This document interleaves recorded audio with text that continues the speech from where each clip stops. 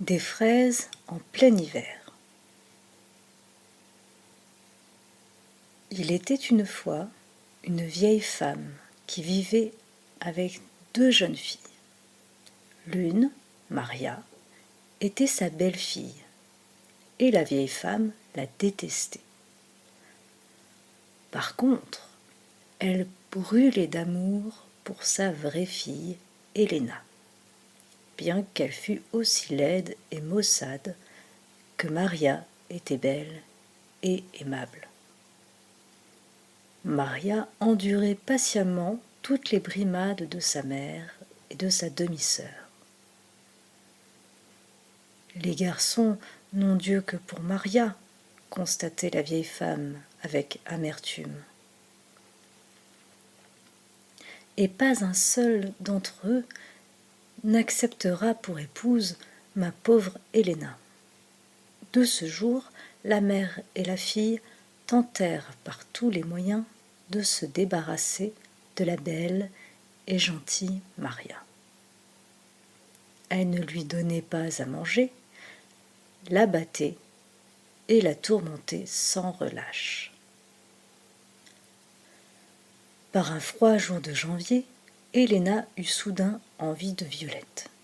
« Va m'en chercher dans la forêt, Maria, » ordonna-t-elle. « Mais, ma chère sœur, qui a déjà vu des violettes pousser dans la neige ?» répondit gentiment la pauvre Maria. « Comment oses-tu me contredire ? Fais ce que je te dis et ne t'avise pas de revenir sans violette, sinon, menaça-t-elle.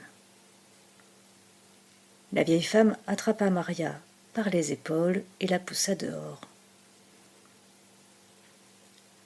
La pauvre jeune fille pleurait toutes les larmes de son corps, seule dans la forêt enneigée.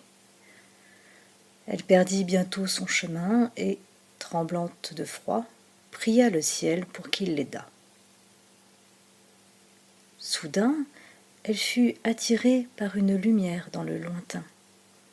Elle monta jusqu'au sommet d'une très haute montagne. Là, autour d'un feu, 12 hommes assis sur de grosses pierres contemplaient en silence les flammes. Ces 12 hommes étaient les 12 mois de l'année. Janvier, assis sur la plus haute pierre, sa chevelure et sa barbe blanche frémissant dans le vent, tenait un sceptre dans sa main. Maria hésita un instant, puis, prenant son courage à deux mains, elle s'approcha du feu. « S'il vous plaît, messieurs, demanda-t-elle poliment.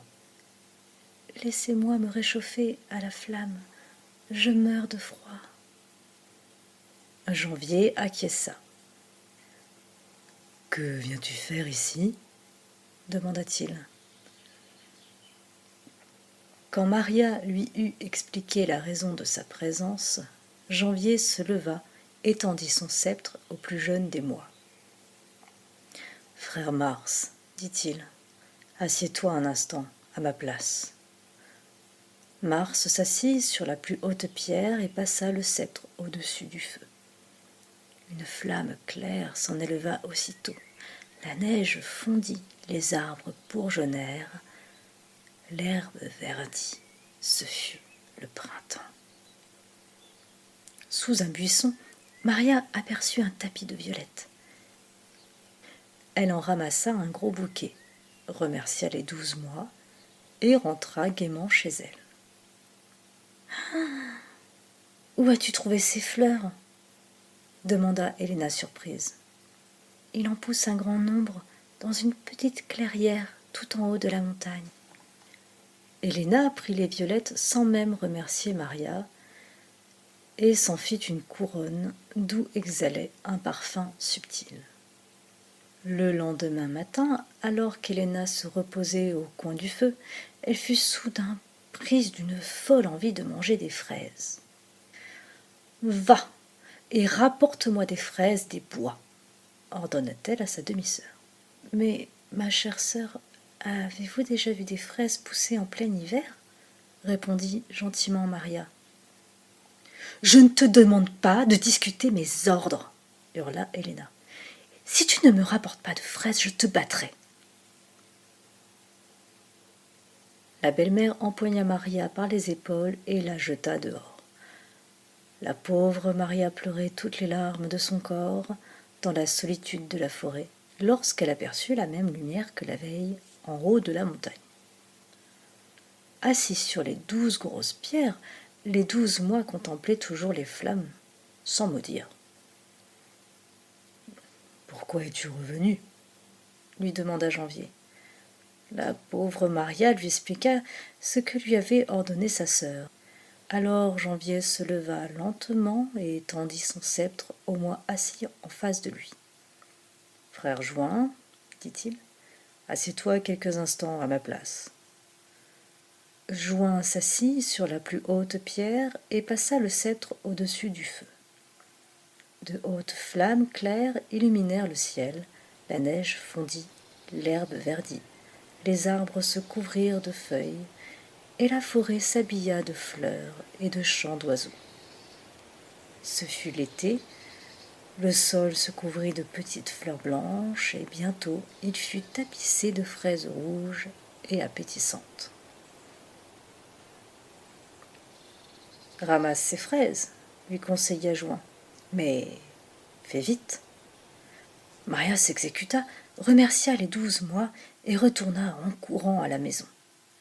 À peine fut-elle entrée qu'une douce odeur de fraises envahit la maison.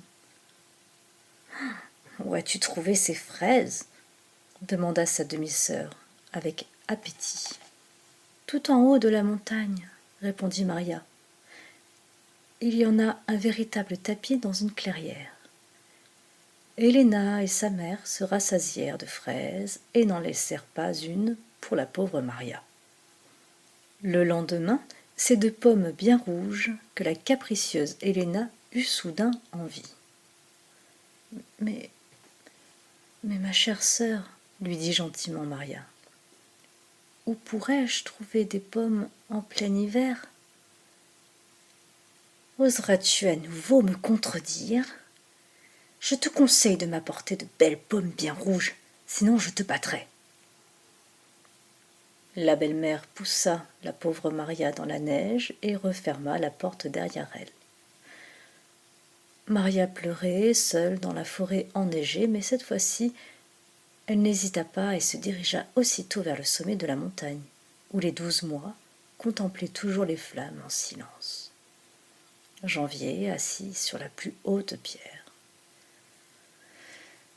« Que cherches-tu cette fois-ci » lui demanda Janvier. « De belles pommes bien rouges. Mais il n'y a pas de pommes en hiver. »« Je sais, » s'exclama Maria, « mais ma belle-mère et ma demi-sœur m'ont ordonné de leur en apporter. S'il vous plaît, aidez-moi. » Janvier se leva et tendit son sceptre à Septembre. « Frère Septembre, dit-il, prends ma place quelques instants. » Septembre s'assit sur la plus haute pierre et passa son sceptre au-dessus du feu. Les flammes se teignirent de rouge, la neige fondit. Mais au lieu de pousser, les feuilles tombèrent une à une, emportées par un froid vent d'automne. Sur un arbre, Maria vit apparaître avec enchantement de belles pommes rouges. « Dépêche-toi d'en ramasser, » lui dit Septembre. Maria secoua une branche du pommier et une pomme roula sur le sol. Elle recommença et un autre fruit tomba. « Dépêche-toi, Maria, » insista Septembre. « Dépêche-toi. » La jeune fille prit avec reconnaissance les 2 pommes et rentra en courant à la maison. « Où as-tu trouvé ces pommes ?» demanda Helena avec colère.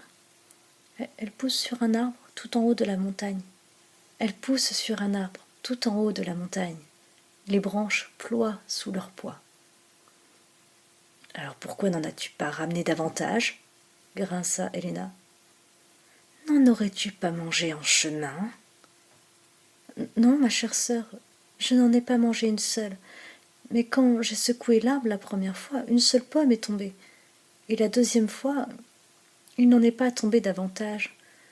Puis je me suis dépêchée de rentrer tout de suite à la maison. Tu es une fieffée menteuse, s'écria sa demi-sœur.